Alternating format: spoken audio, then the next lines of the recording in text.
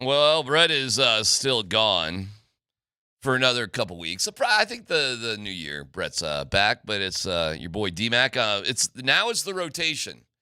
It's like a pitching rotation here for 6 o'clock in the morning. Steve, I see you're getting a start at 6 o'clock in the morning coming up here next week. Is that right? Yeah, much like the Rockies, we don't have a bullpen at all at Altitude Sports Radio, so they got to dredge up old Steve Nelson to host an appetizer. I think that's awesome. I think that's great. So I know Spring was here yesterday and Dan the day before, and that's the way things will just go until Brett returns. It'll be a rotation of people. So hopefully you're nice to everybody. I like to call it appetizer by committee is what we're doing. That sounds good to me. That means when everything's said and done, let's see, you're hosting an appetizer. We've done plenty. Yeah. Dan Tanner, Mark Springer. I'm going to host one. Matt Smith is going to get his crack at one in a couple weeks. Yeah, I saw that. Yes. That's how hard Brett Kane works. We need 5 people to recreate what he does every single day. By himself. Isn't that remarkable? You know, the hopefully everybody is everybody's kind of understands that this is just because Brett has another joyous moment in his life. And it's not an insult to Brett whatsoever. It's a compliment to him. Like we're excited for him. We miss him. We all want Brett back. Everybody wants Brett back, but everybody understands what, cool things he's going through. So we're all just kind of pitching in. So that's how that goes. Hey, how you doing? So we're gonna have a keyword for Nuggets Rockets tickets and the Aaron Gordon bobblehead. We'll have details about that in a little bit. We'll take a peek at what the Broncos had to say yesterday, looking at the Packers and by the numbers, what's going on. The remarkable day of Phillip Rivers.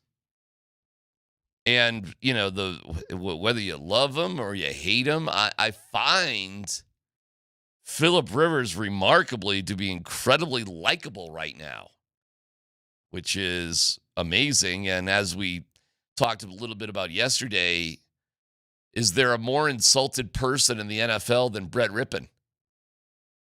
But there is another remarkable Broncos connection to the Phillip Rivers story. And we'll get to that coming up here in just a little bit. But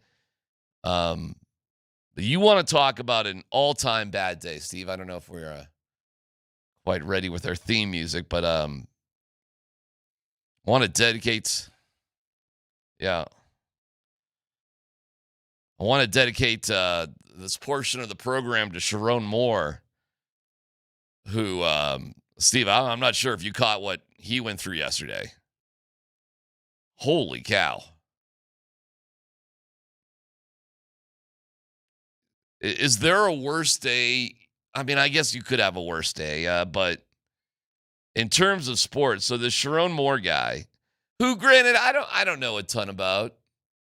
Okay, fine. You're the coach of Michigan, and, you took over after Harbaugh, and Harbaugh left under some sketchy circumstances, didn't he? And you come in there, and you're coaching Michigan. You lose to Ohio State, but you still win like 9-3, 8-5 the year before. So, I mean, it's not like the most incredible Michigan start, but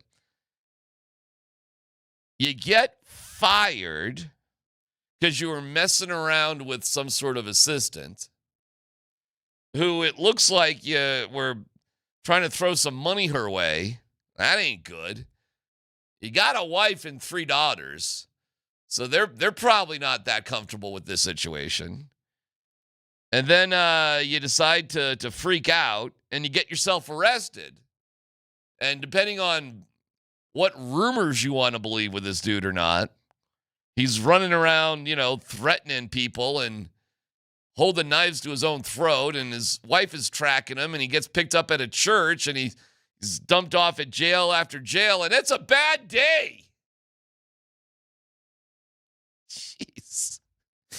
I don't know about you, but like when you wake up and you're getting going today, isn't it? And by the way, those that are listening right now, you're the best.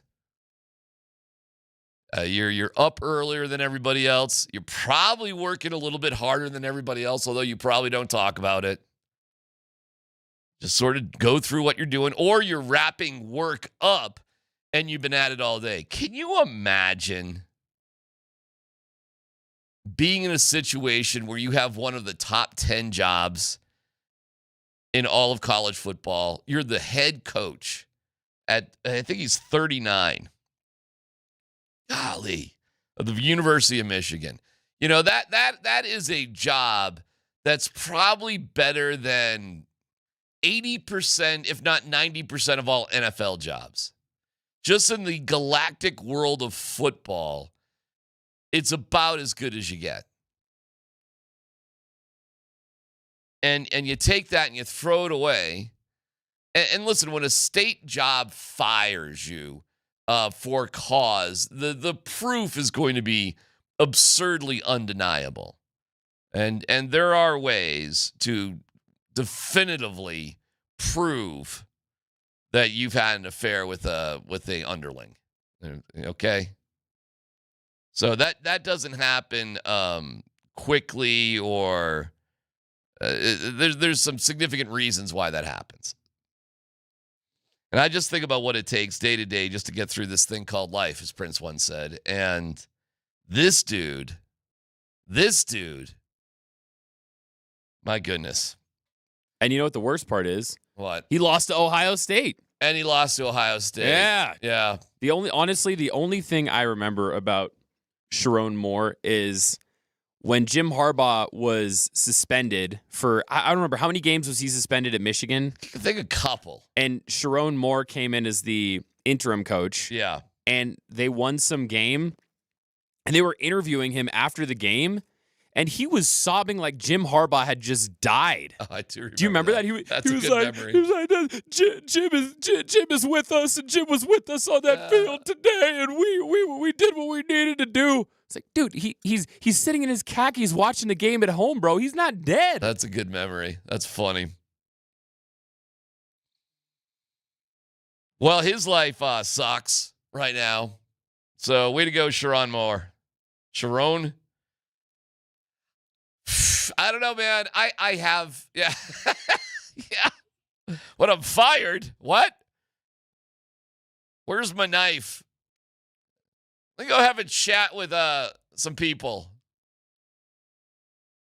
You know what I read? The rumor is that the wife, fearing for him doing something stupid to himself or other people, was just able to track him, like, find my iPhone, tracker sort of thing. Hey, police. Yeah, he's at the church or wherever he is. That is a bad day. So you move on, Michigan. We'll have Adam Schefter on with us later today at 1:40. He is a Michigan alum who is part of breaking all this stuff. Yeesh. All right, well, Chiron Moore. There you go. Let me tell you about the Sam Ellinger thing. This is incredible.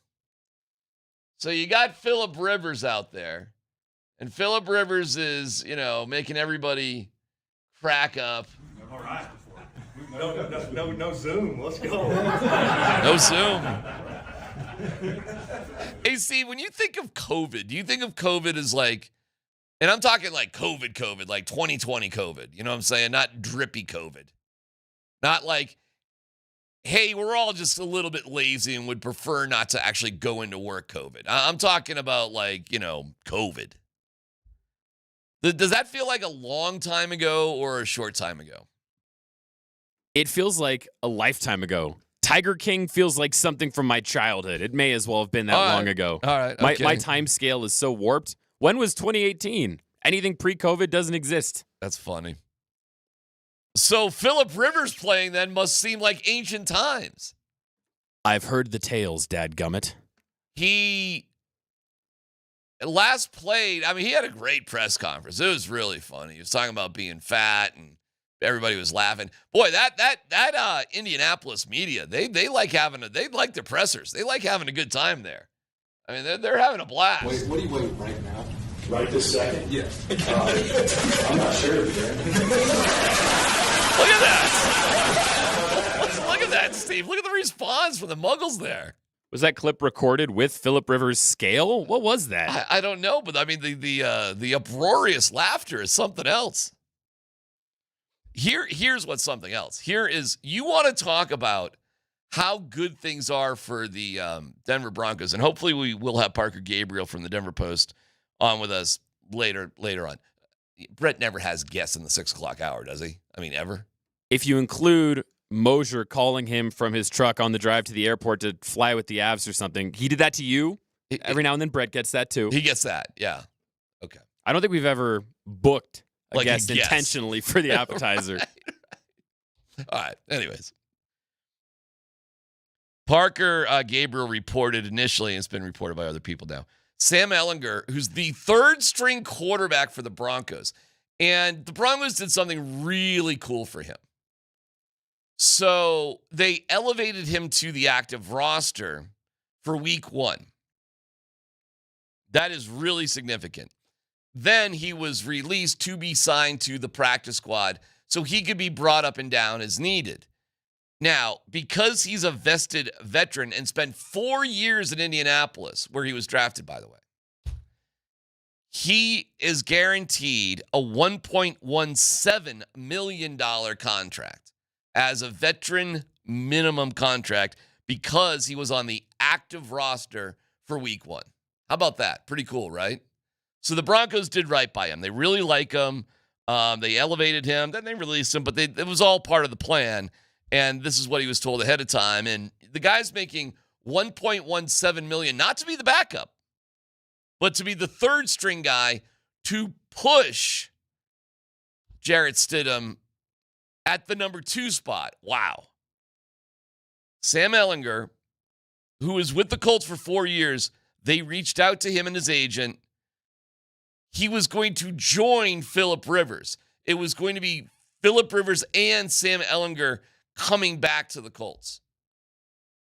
And then, you're gonna see how it works out. It's not a guarantee that Phillip Rivers starts this Sunday, but I mean, it certainly looks like he will. And Ellinger, but you have to understand, this is really important. Ellinger would have been in a really good position, where he could be starting for the Colts this week. Starting. And he turned it down because he likes it so much here in Denver. He likes how he's progressing. His family likes it here. This is to be a third-string quarterback. That's how good the Denver Broncos are. That the culture is so good, you have a third-string quarterback with a significant opportunity to be a starter this week. And who knows from there, right? You don't know. Now, part of that also is, well, who knows from there? You don't know. Meaning you could be in Indy for 2-3 weeks and it doesn't work out. And, now I don't have a job with the Broncos anymore and blah, blah, blah, blah, blah. It really is amazing. I was blown away when at the beginning of the year, there were teams that seemed to be interested in putting Ellinger on the active roster. And now to have this story. So this dude has turned down what appears to be 2 significant, if not more, but at least 2 opportunities that we know of to be on the active roster for an NFL team as a quarterback, and has turned him down to be a third-string practice squad guy. Granted, he's making $1 million a year to do so. Softens the blow. But you want to see where the Broncos are as an organization? Speaking Canadian there, hope that's okay. It's pretty strong. Remarkable story. So perhaps we'll be able to get the sledgehammer. And now it takes Sledgehammer Parker Gabriel on with us a little bit later to go through the story. Amazing. In terms of your keyword for Nuggets Rockets tickets, we'll have that coming up. And we'll hear from Sean Payton about, he had a fun little back and forth with Chris Tomlinson. We always like the coach versus muggle battles, don't we? They're always fun. And Bo Nix's mom wants to chime in. Stick around. It's the Appetizer on Altitude Sports Radio 92.5.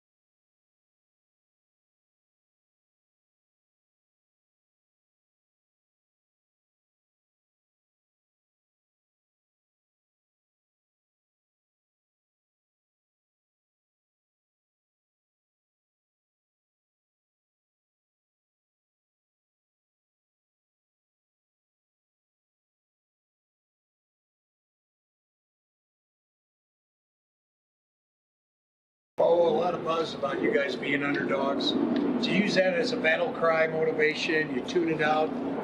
I don't really care. My mom thinks we'll win, so that's all that matters. Mama said we were going to beat the Packers.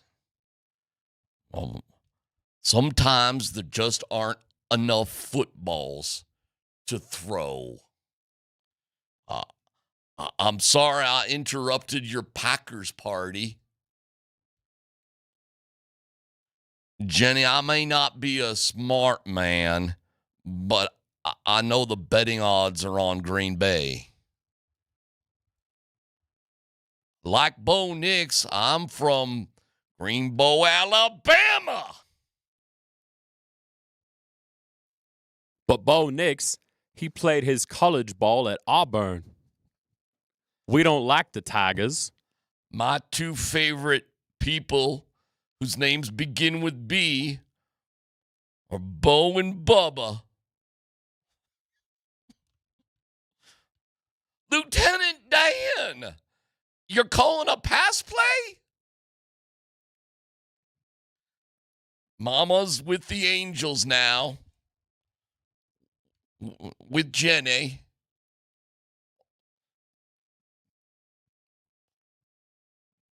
My boy knows how to get on the bus.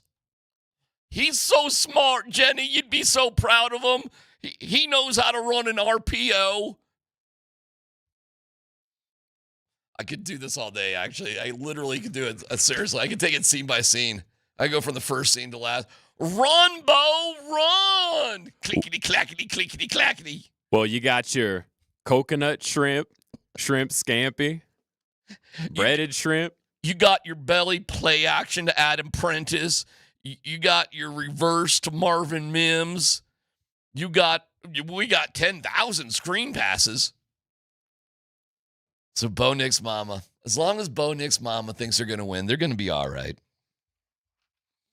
Your own little internet shows are driving me crazy. Oh, shut up, Sean. We're just having fun. Relax. Gosh. Gosh, you. Yeah, Listen. I'm listening.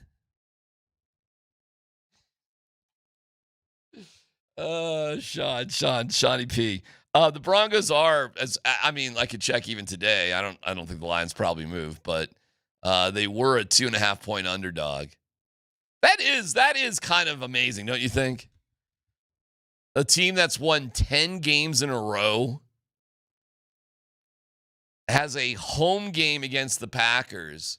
Now, let me give you some really remarkable historic numbers.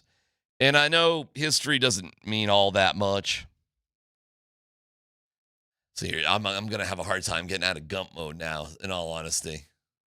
I just like running. I like it so much, I wrote it on my play sheet. You ain't got no ankles, scatterboo.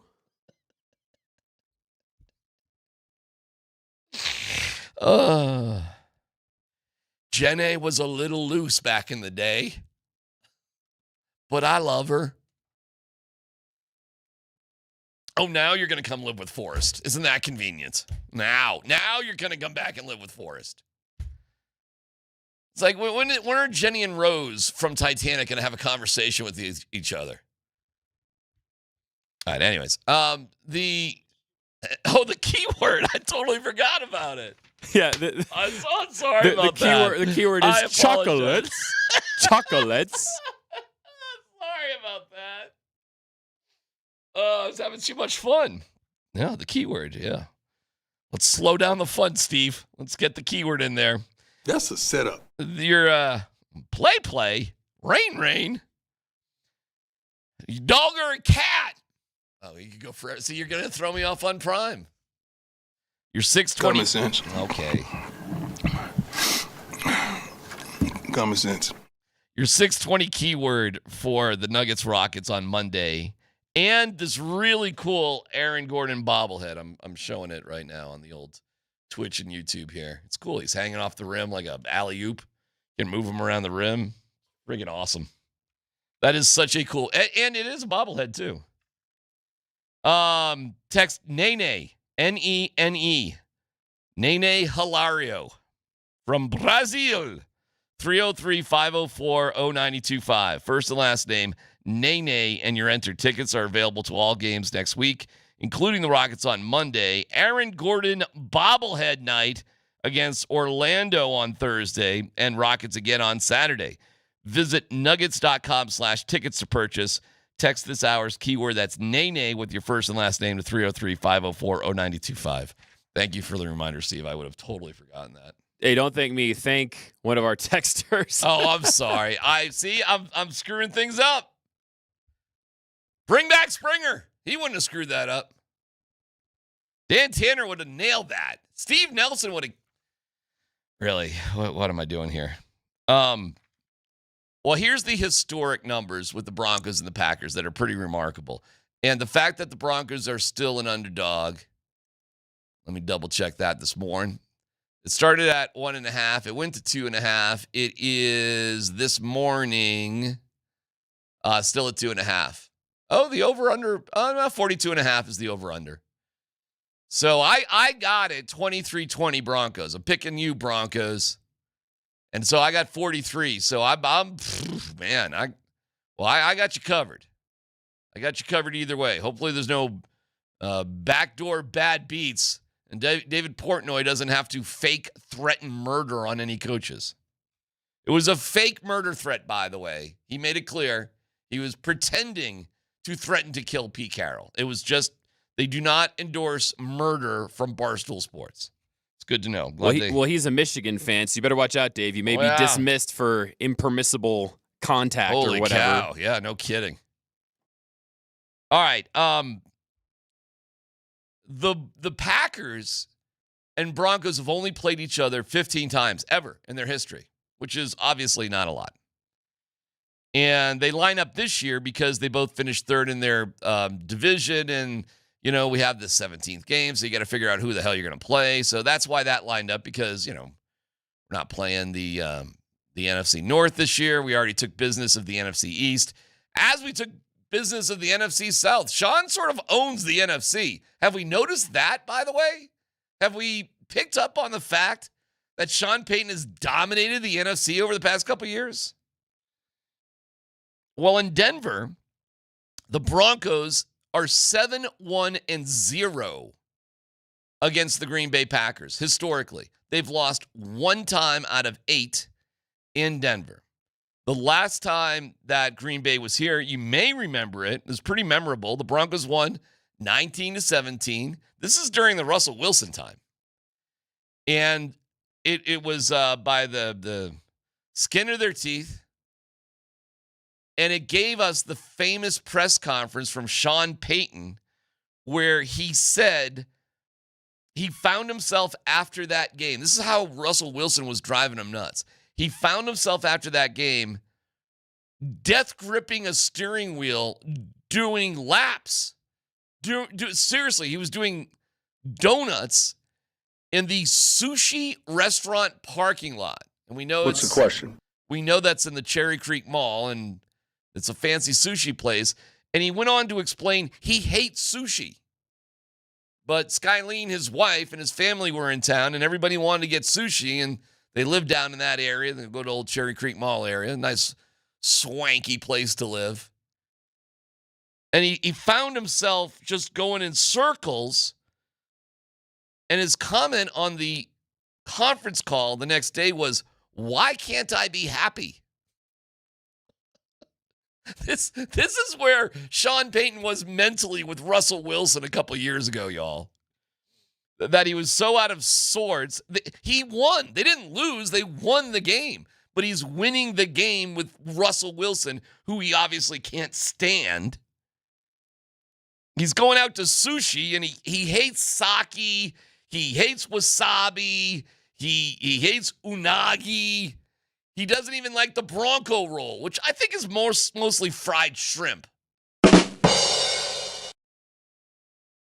Why can't I be happy? That was so. It was actually an incredible moment of honesty. He basically was Charlie Brown from the Christmas special, where he says, "It's Christmas time. I have all these friends and my family with me, and my great dog, and yet I'm not happy. I'm not happy." So if Lucy's in town and Sean Payton has a quarter, a nickel, you can go get yourself some advice. The doctor's in. Well, he's happy now. He's sleeping better now. He's having ribeye all day. Never mind that, raw fish stuff. But I think he's more settled. He was very mad at himself. This journey to what hopefully, hey man, knock on all the wood you can find, that this is a 10-year anniversary in Santa Clara. And right now, the Broncos are as poised to make that journey as anything. And this week, this is a Super Bowl type of preview.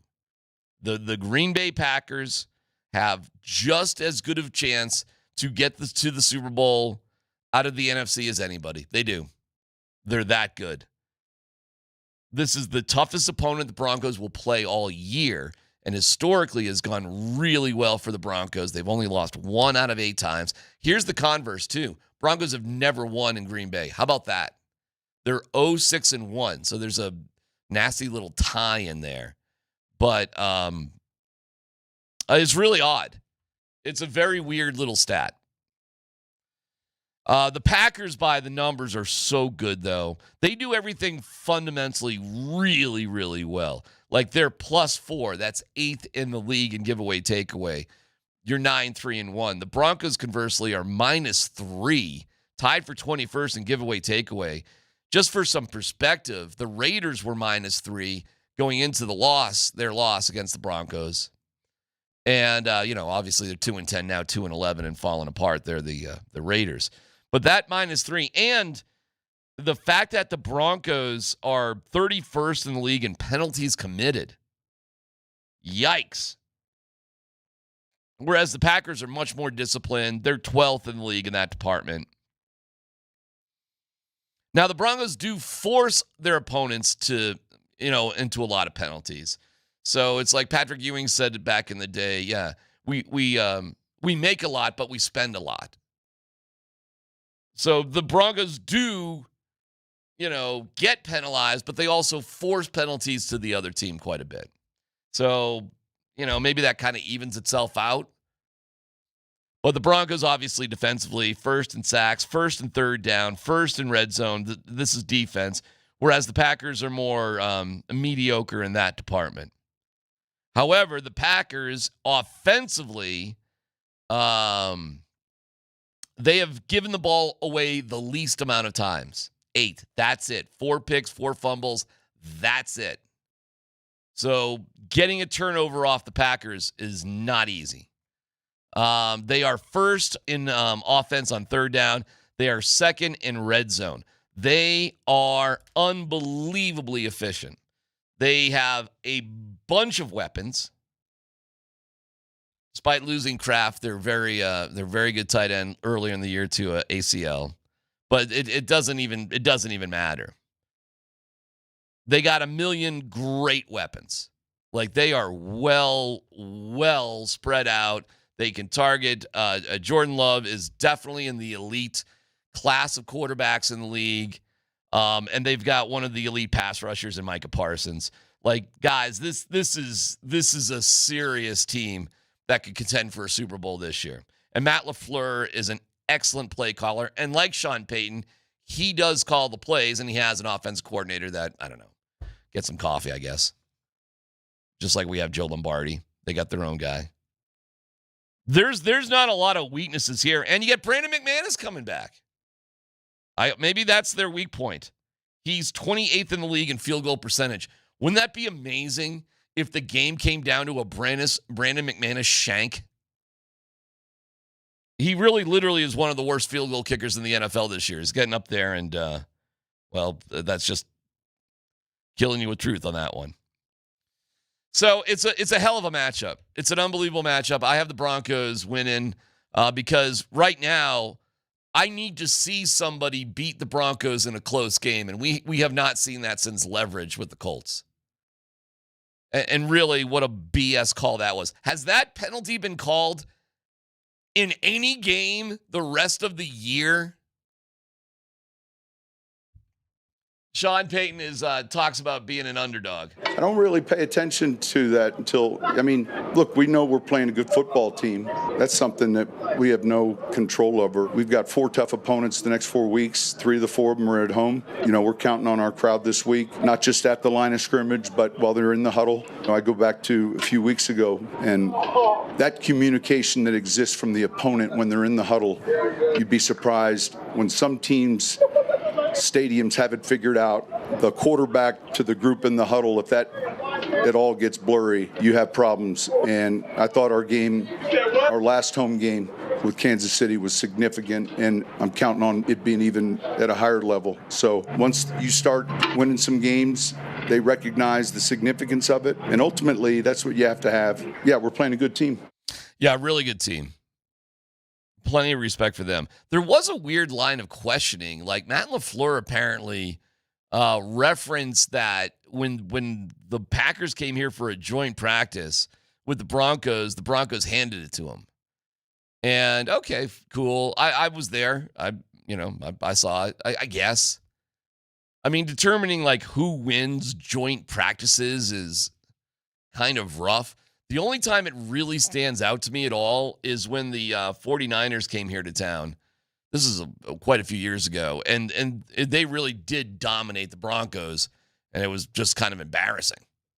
I don't really recall that with the Packers, but okay, sure, if you want to say it. Meanwhile, Chris Thomason, I love Chris. Chris is great. So he's going, hey, you remember that, Sean? Listen, I have a hard time remembering last week, let alone the joint practice. I know we had good work. It feels like it was 5 years ago. We have the film, and we'll look at it. At this point in the season, we got such a volume of tape, with their personnel that we're currently seeing. That's my memory of it. So you don't remember if you got the better of them, like you said? Or... I just said that, right? Okay. Now, you could say what you want, but I just finished telling you that. Okay. So shut up. I just told you. Just shut up. I just told you. The funny part about that, too, is the head shake that Sean gave Thomason after that. It wasn't reported. I stated it 3 days ago. You dummy. It's so funny how Chris Thomason and Luka Evans, we thought it used to be like Jeff Legwall. Forget it. Jeff is like Sean's buddy now. They are pals. It's Thomason and Luka Evans. I miss seeing those fireworks live and in person, and sometimes being part of it. My name's Luka. Also. Okay, perfect. Perfect, Luka. I live on the second floor. The 620 keyword is Nene, Nene, first and last name, 303-504-0925. We'll have keywords all morning. We'll have our winner at 9:55 for Moser, Lombardi, and Kane, featuring Matt Smith. And then every show, the morning sprint, and the show that I'll be on later, noon to 3, and Nate and Andy. So plenty of tickets to give away for the Nuggets, and we appreciate you listening. Okay.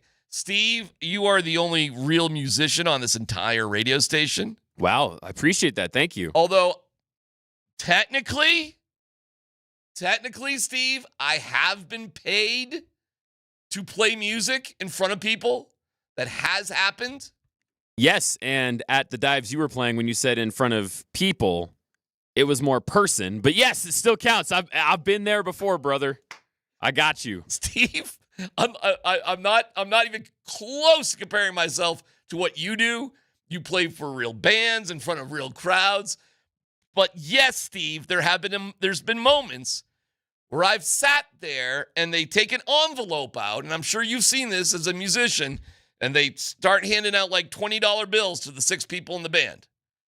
Like a $20 bill. You know what I'm saying? But I have been in that room, and that has happened to me. So besides you and me, do you think anybody else at this station has been in that room, back in that sloppy green room with the stains on the couches and the mold coming down from the ceiling, with some shady dude with a silk-stained shirt passing out money from an envelope? Do you think anybody else has gone through that experience besides me and you? I mean, you're forgetting your own bandmate, Andy Lindahl. Oh my God! Yeah, Andy, there's what am I doing? There's course. 3 of us. I Yeah. apologize. That is horrible that I would forget that. Yes, it was, and it was because of Andy. But yeah, hey, we've been in that room before. I remember one time I played Rest in Peace, Your Old Dive, Herman's Hideaway on the same night that one of the new Star Wars movies was released. I think it was the same night as Episode 8. And every single person I asked if they wanted to come to the show said, "Oh, I'm sorry, I'm going to see the new Star Wars movie." Man, that's one of those shows where you play for bartenders and band girlfriends, and that's it. Yeah, the way I figured it out with bands, you'll get your friends, your first show for sure. Like that's if they don't come to your first and maybe even second show. It is really rough inviting your friends to like shows 3 and beyond for the rest of your life. And especially if it's a ticketed venue. If you go, hey, there's a $10 ticket, you get to see 4 bands. Like, I don't know about that one, Chief. Yeah, I got to pay money. I'll just wait till you play like a block party next time and it's free. Yeah, if you have a friend who literally comes to see you more than twice, either they want to date you or you're good. With all that being said, I want to do a proper review of Colorado Wagon coming up next right here on 92.5.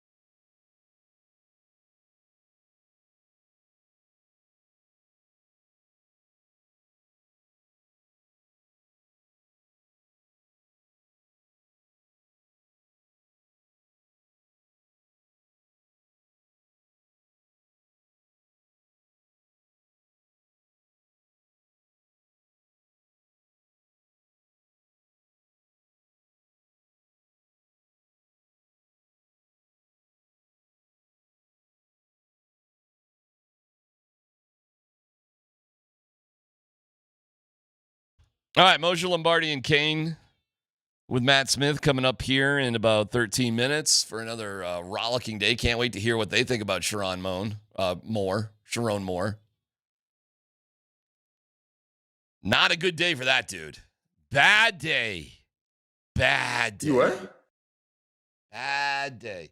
Also, we have the some more focus on the Broncos and the Packers. By far, if you got a ticket for this game, and the weather, by the way, let me check in with Steve Jobs real quick about the weather. The weather, I think, is supposed to not be frightful. It's going to be quite delightful. Dude, we got, according to Steve Jobs, we got 58 and sunny skies on Sunday. Yeah, with rain. No, you don't need the wet ball drills there, Prime. Let's do drills that say it won't rain. Oh, good.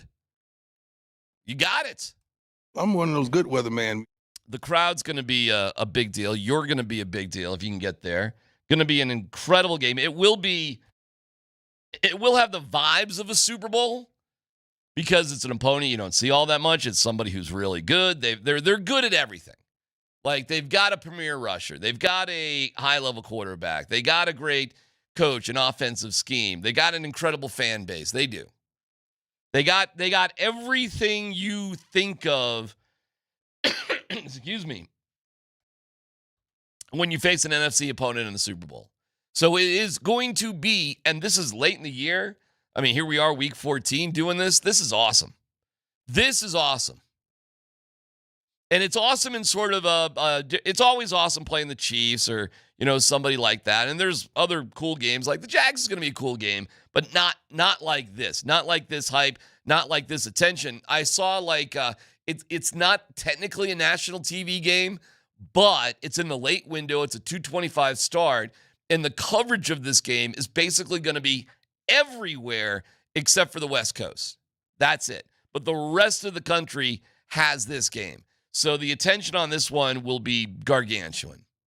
So really, really looking forward to it. And the fellows will break it down more as we go, and we'll hear more from Bo Nix and his mom.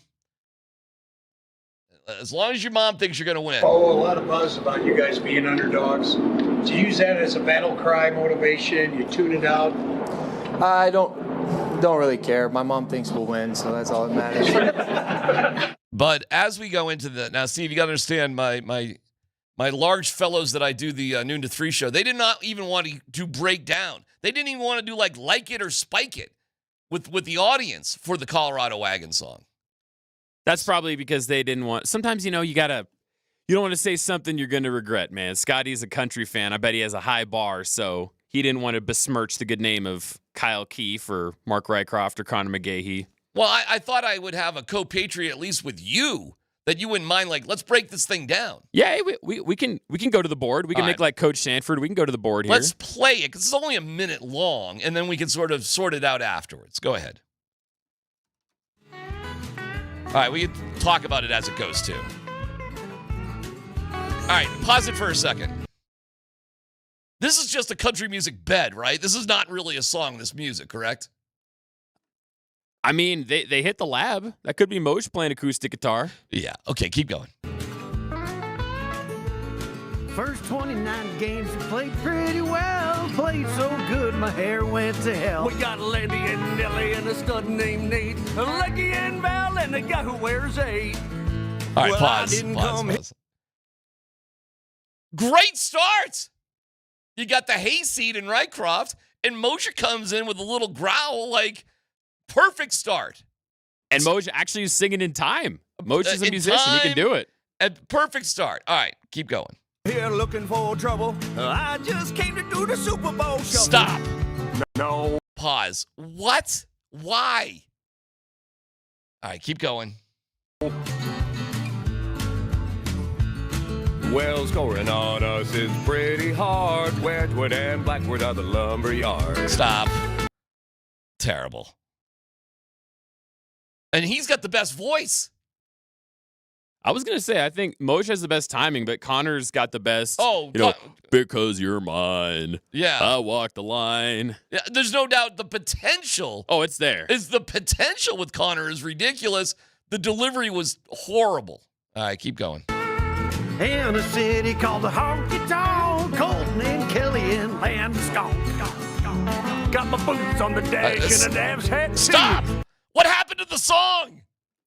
Steve, what happened? We fell completely out of time there. Yeah. What happened? What happened? What happened to the song? They're now not singing to the song. Got my boots on the dash and a Dabs hat too. Tailgate open with a mountain view. Weather skating, winning, grinning. What is happening here? Now it feels like they just read these lines and somebody just like copy pasted them together just on a bed like they weren't singing to a song at all. Yeah, exactly. And it started so good. I know. I don't know where the shift out of time comes from. Where because did that happen? You're syncing to a computer grid. You're singing to a click track. I mean, what happened? What happened? All right, keep going. Making other teams cry. Feeling so good I might be high. The song is good, boy, but we ain't bragging. We're just talking about the Colorado Wagon. Colorado Wagon. That was pretty good from Connor. I thought he that was nailed better. Colorado Wagon. Oh my God! All right, Connor was much better.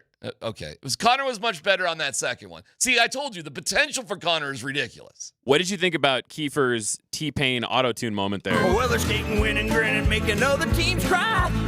It's terrible. Listen, the photo is extraordinary. The photos they have with this minute song are great. So, the potential, I wish they would kind of do it again, to be honest with you, Steve. Like, what happened in the middle there when all of a sudden they weren't even singing to the song?